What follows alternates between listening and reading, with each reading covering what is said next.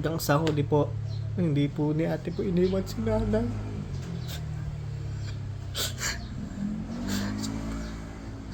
Ang hapdi ng mata ko, grabe. Alam niyo, sobrang gusto niyong umiyak pero wala nang tumutulong luha. Kasi po kahapon pa lang iyak na nga po ako ng iyak nung nabalitaan ko nga pong medyo malagihay na nga po si nanay. Tapos po yung sinend pong video na parang balisa na nga po si nanay. Na doon na nga din po yung isip na parang ito na yung time na malapit na nga pong bumigay. Parang sobrang bilis nga lang din po kasi na pangyayari. Ang lakas-lakas nga po ni nanay.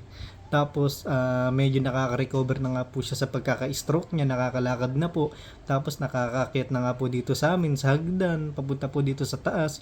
Tapos parang kailan lang nag-video okay pa siya dito sa taas. As in nga po parang ang bilis lang din kasi nga po parang ilang araw nga lang po lumipas din na lang nga po si nanay sa ospital kasi nga po sumasakit po yung puso niya. Tapos nailabas naman nga din po. Makailan lang din pong makalipas lang din po yung ilang araw, binalik na naman kasi nga po yun na nga po iniindan niya po yung sikmura niya at medyo nahihirapan niya daw pong huminga si nanay at iba na nga din po kasi hinga ni nanay nun pag gano'n na po para na po siyang sabihin nating naghahabol po ng hininga o parang may pagkahika po yung dating. Kaya tapos dito nga po sa ospital, pinadiretso na nga po sa mas malaking ospital po. At doon na nga po si nanay nilagyan din ng oxygen. In-advisean nga din po kasi sa atin na hindi nga po pwedeng pakainin si nanay o painumin man lang ng tubig. At sa part pa nga lang po na yun, sobrang nakakaawa na nga din po, lalo na nga pinaka-oxygen eh. Sobrang hirap na nga po siyang huminga. At ayun nga, ilalabas na nga po sana ni ate kagabi si nanay para nga po dito na nga lang po sa bahay po nila kung sakali man po mapapagabutan. Ang kaso nga lang po yun na nga po yung nangyari na sa ospital na nga po si nanay po binawian ng buhay. At basta kahapon pa nga lang po nung nakita ko nga po yung picture at video po na sinend nga po sa GC na parang balisa na po si nanay na nakaganon po yung mata. As in po wala na pong kurap.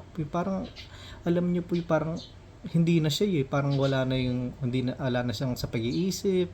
Ganun, parang hindi na siya nakakausap, wala na yung presensya niya. Alam niyo, sobrang iyak na po ako, naiyak talaga kahapon. Buti na lang po nandito po si Dayani, dinadamayan po ako. Kaya po yung iyak ko po kahapon pa, kagabi, abot po dasal, kung pwedeng sa amin muna si nanay, wag muna kuhanin. Pero siguro hanggang doon na lang po talaga si nanay.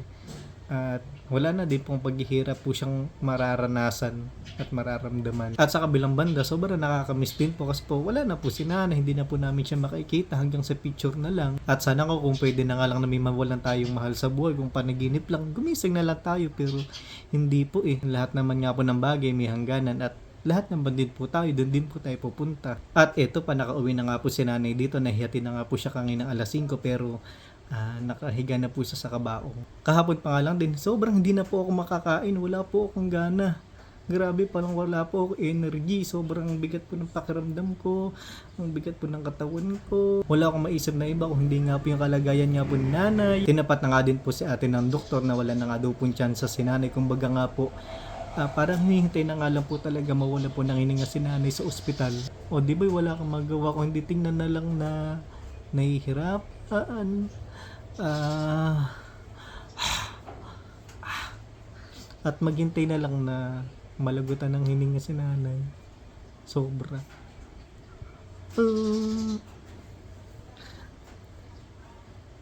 Basta guys, sobrang kalulukot ako. Kasi si nanay, kapatid po kasi siya ni Papa. Tapos si tatay, yung asawa ni nanay, kapatid naman po ni Mama. Kaya parang sobrang lapit ko po talaga kala nanay. Parang kumbaga nga po dito, yun yung pangalawang bahay ko po bukod po dito sa bahay namin. Kasi po, hindi na po bago po sa kasi nanay. Kasi po parehas po ng side, relatives po namin. Kaya po sa ate, ganun na lang din pagkaklose ko kay ate. Tapos nung bata po ako, lagi po ko nakala nanay. Doon po ako natutulog, doon po ako kumakain. Ayun, sobrang nakakalungkot lang. Sobrang bait naman din po kasi ni nanay. Sobrang kalog, patawa, kahit biru-biruin mo, okay lang. Ganun, lalo na pag umiinom po yan, grabe, sobrang saya kasi po sayaw po siya ng sayaw, kanta po na kanta, pag po nalalasing, halik po ng halik. Ganun, alam mo yung mga mamimiss nyo po yung mga bagay na yun Hanggang ngayon nga guys, grabe, sabi ko, wala na ba talaga si nanay? Kaya po ng mga bandang alas 12 po ng madaling araw, nagising po ako, tapos parang iba na po yung kabog ng dibdib ko. Grabe, sobrang lakas. Tapos, di naman ako makaidlip. Kasi nga po, naisip ko na naman po si nanay kung kumusta na po ba siya sa ospital. At maya-maya nga lang din, kumakatok na nga po yung kapatid ko.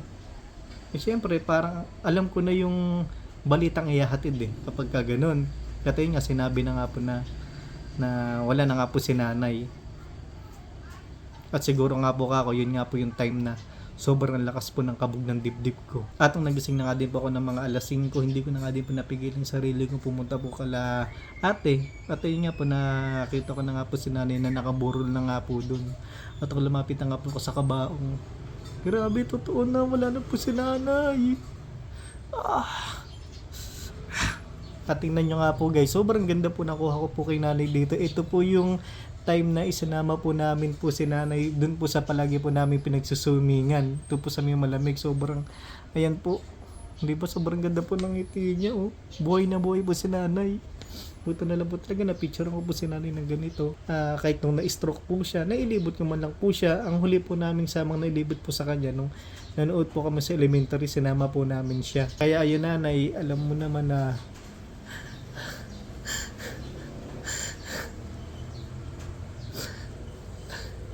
nanay, love na love ka namin.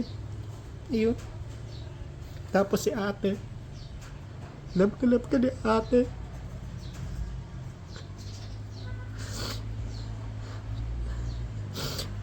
Kasi hanggang sa huli po, hindi po ni ate po iniwan si nanay.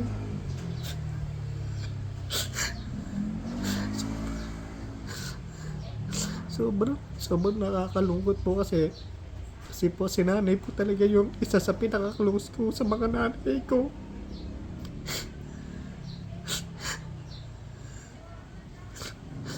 Siyempre nalulungkot din po ako kay ate kasi po wala na po siyang nanay po sa katatay.